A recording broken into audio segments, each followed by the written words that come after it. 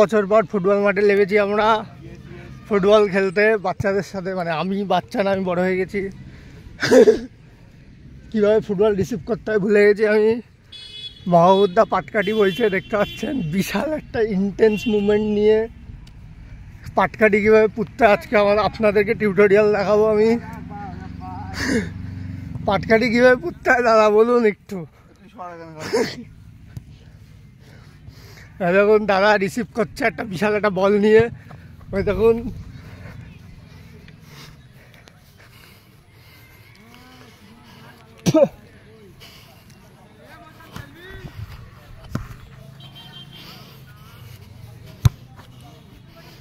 এরকম সব ছেলেমেয়েরা ফ্রি ফায়ার খেলছে, পাবজি খেলে না, গেরা ফ্রি ফায়ার খেলে। পাবজি খেলতে হবে তা না, ফ্রি ফায়ার কেউ খেলে? আর বিকেলবেলা কেউ গেম খেলে?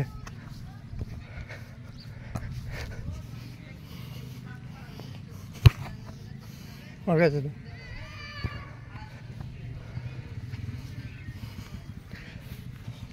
2015 সালের বল দেখতে পাচ্ছেন আপনারা।